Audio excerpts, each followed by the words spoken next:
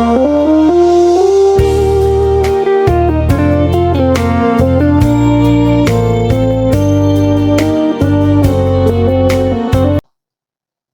to Sundar's lecture.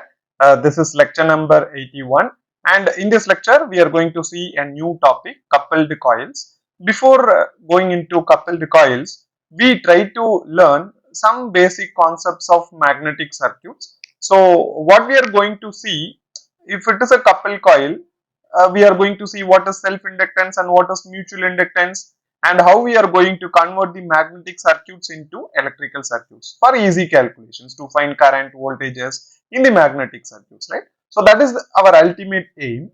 But before that, we should know two terms. One is what is self-inductance, what is self-inductance, and then second one, which is nothing but what is mutual inductance. We will call this as L, and the second term, which is nothing but it is mutual inductance. Mutual inductance. These two terms plays a major role in learning coupled coils. That is our ultimate aim, right? We are going to see coupled coils. Now, what is self-inductance and what is mutual inductance? Before going into this one, we should know what Faraday's law tells us. What is the first law?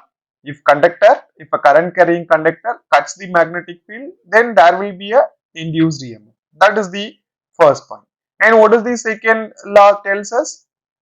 The rate of change of flux will give you the voltage value across the conductor. Right? That is the whole idea, and we know that induced EMF E will be is equal to minus N d pi by dt. This is the rate of change of flux that is directly proportional to rate of change of flux, right? Induced EMF will be directly proportional to rate of change of flux, and with respect to constant number of turns, we will call we can equate this expression. Right? We try to draw the diagram and we try to learn what are all the things we can learn to know what is the self inductance now. Right? I will draw the diagram. See, this is the diagram, and in this diagram you can easily understand this is core, and in the core we have just wound the coil turns, and what is this one? This is N, this is N, and what is N? N, which is nothing but it is turns, number of turns, right? Total number of turns. Pi, we can call it as flux, and we know I, which is nothing but it is current. What is the thing it is happening in the core? See, if we are giving a current supply to the coil that is wound on a core, there will be magnetic flux lines. That is what we have shown here. And what will be the induced EMF in the coil? That will be is equal to minus N d pi by dt if it is changing. If the current is changing, then obviously there will be some induced EMF. That is the whole idea, right? Then, for example, we will do one thing now. What we are going to do now, we try to write flux, that is pi, which is equal to, that is I am writing it as flux, divided by ampere into ampere. This is one thing. If I cancel these two, then pi will be is equal to flux. And what is my aim? If I consider permeability, what is permeability? The path which allows the flux can pass through it will be called as permeability, which is direct opposite to the reluctance of the circuit. What is reluctance? Opposition that is created by the material to flow to pass the flux through it. That is nothing but reluctance, right? So permeability, how much of permeability, the value of permeability is very high, so that the flux can pass through the material at very high rate. Right? That is the whole idea. If permeability, I will write it as mu, that is I am taking it as permeability is constant. I am taking it to be constant. If permeability is constant, then this ratio, I will write it as ratio. What is that ratio?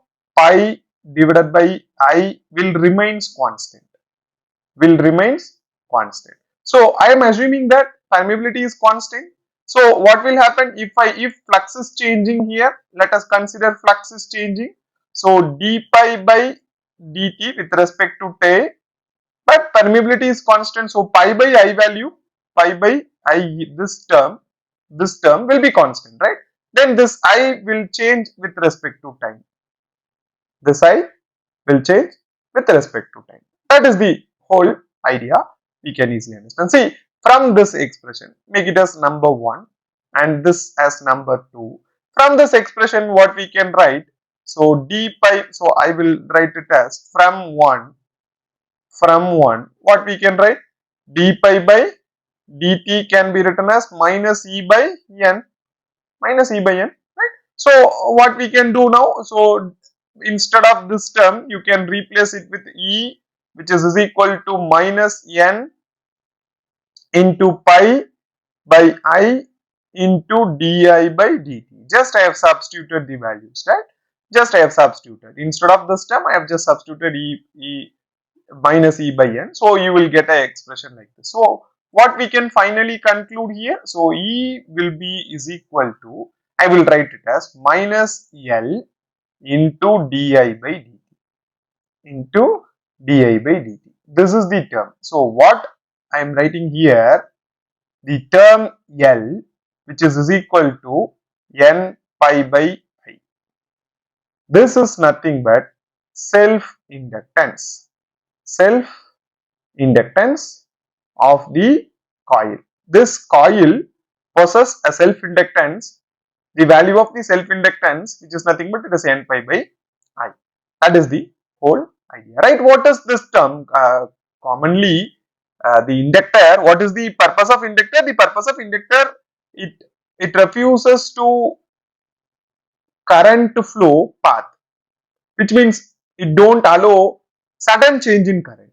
So this part, this n pi by I will never allow current to change suddenly. The quality of that resistance to current, change in current, which is nothing but we are calling it as self-inductance. So we don't need to go very deep into this because magnetic circuit is a very big topic. So I'm just giving you some tips which is related to coupled coils. We should know what is self-inductance and mutual inductance anyway. So this is the self-inductance value, and now we need to know what is the mutual inductance. So for mutual inductance content, we should have a coil, another coil. I will draw it now. See, I have just drawn the diagram. This is coil number 1 and this is coil number 2, and maybe you take it this as N1 number of turns and this as N2. Now what we have done, we have just applied current in the coil number 1. If we apply current in the coil number 1, so there will be flux produced. That I have noted it down as pi m1. And now what will happen? This flux will link with this coil number 2. See, what is self-inductance? Self-inductance, we have called it as n pi by I. And what is this n pi? N pi, which is nothing but flux linkage. This I can call it as flux linkage. Flux linkage.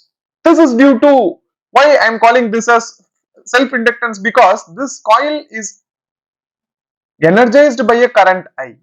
But you see in this diagram, N2 is not energized by any coil, any current.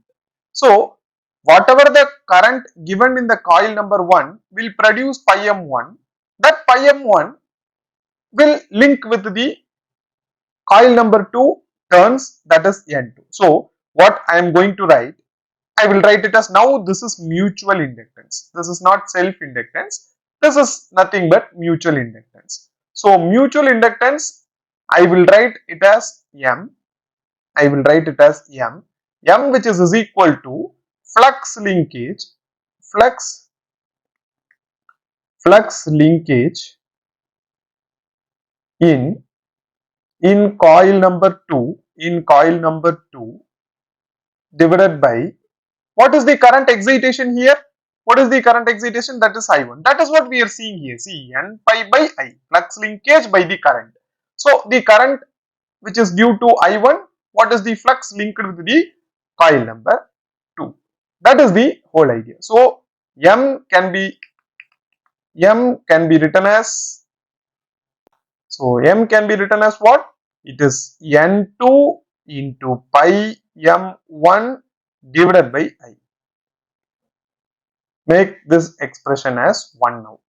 So this is the whole idea. Right now we will see some basic terms. I can write what is the magnetic field intensity. Magnetic field intensity can be written as N1 I1 divided by L.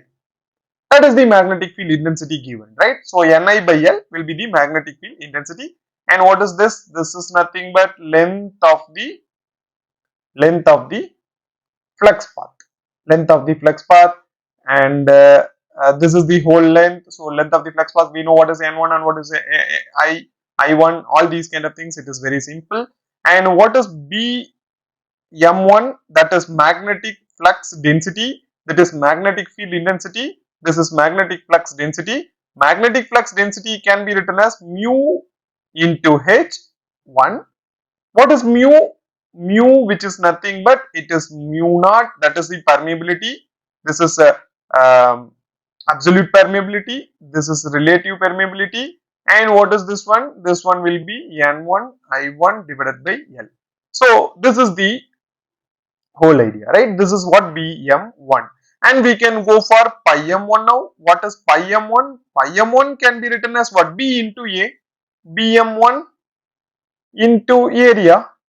What is flux density? Flux density will be pi by A. So this will be written as, this equation can be rewritten like this, right? So pi M1 now can be written as what? It is mu naught mu R N1 by I, N1 I into L into A. So this is the whole idea, right? So now from this expression, what I can write? So pi M1 can be further rewritten.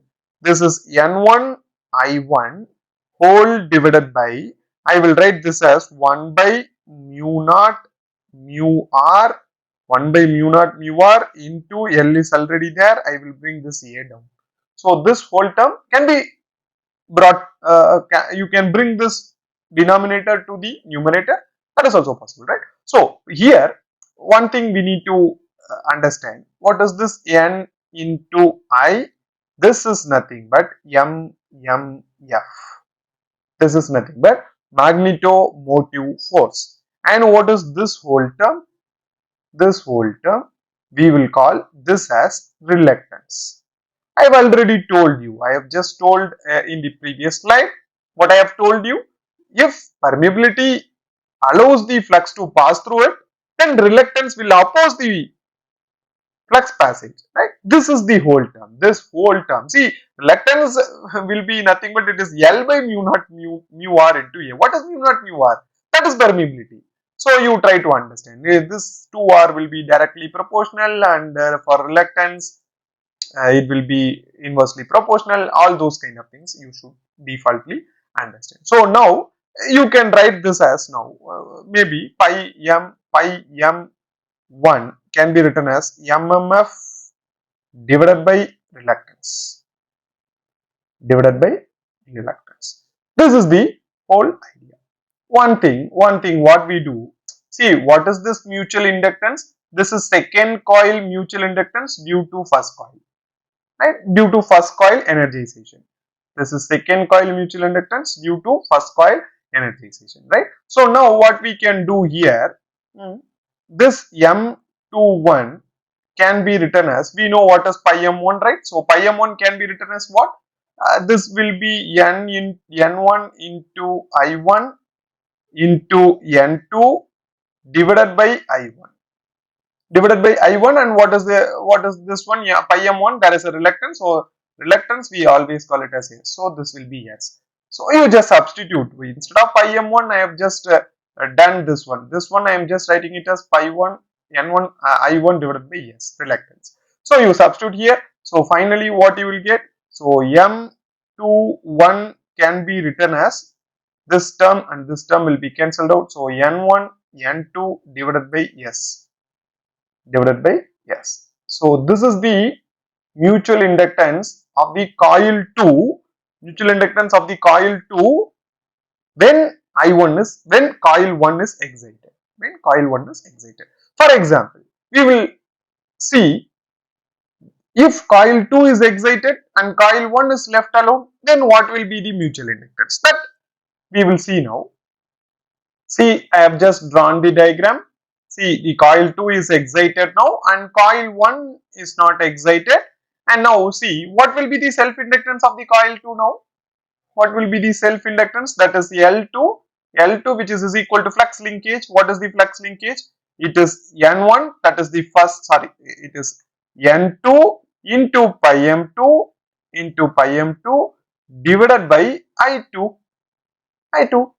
That is what we have seen, right? That is what we have seen. For coil 1, if it is, I have just drawn this as I and pi, so it will be N, if it is, if you write this as pi M1 and this as N1, then it will be N1 pi M1 by I1, right? If I am writing like that. So, if self-inductance can be written as N2 pi M2 by I2, then what will be the mutual inductance? See, mutual inductance of the coil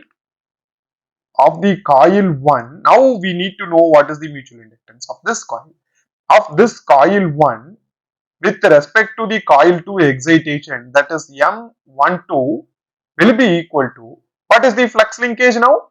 Flux linkage will be N2 and it is, flux linkage will be N1, this is N1 and pi M2 is linking around. So, pi M2 divided by I2. I2. That is the current given here. So, M12 can be written as what? This value. And what is pi M2? What is pi M2? So, pi M2 can be written as mu naught, mu r, that is permeability. There is no change in the permeability into N2, I2 divided by L into A. This is the whole area. R, you can write it as pi M2 can be written as N2 I2 divided by S. So, you substitute here, what you will get? So, M12 can be written as N1 N2 I2, N1 is there, N2 I2 will be there, divided by I2 is already there into S. So, this I2 and this I2 will be cancelled out. And finally, what I can write? So, M12 can be written as N1 N2 divided by S. So, you try to understand one thing. See, what is M12? It is N1 N2 by S. What is M21? It is also N1 and N2, N1 N2 by S. So, obviously, you have to conclude that M12 will be equal to M21. That means mutual inductance of two coils, if the other coil is excited in the same core, then both mutual inductance value will be same. That is the whole idea you have to understand, right? What is the formula for mutual inductance? It will be N1 N2 by S. What is the self inductance formula? It will be, if it is coil 2 is excited, then it will be N2 pi M2 by I2. If coil 1 is excited, then it will be N1 pi M1 by I1. These are all the two different things you need to understand before entering into coupled coils, because all the coupled coils will have self-inductance and will have mutual inductance, and these self-inductance and mutual inductance things, these are all magnetic circuits, and these magnetic circuits has to converted into electric circuits to calculate what is the current and voltage across any coils. That is the whole idea. That is what we are going to see in our future classes. So, in the next class, we will see what is coupled coil and how we are going to represent the coupled coils, and also what is dot convolution. If it is a coupled coils, then dot convolution will plays a major role, and we will see broadly what is dot convolution and coupled coils in the next class. Go through these things and we will see in the next class. Thank you.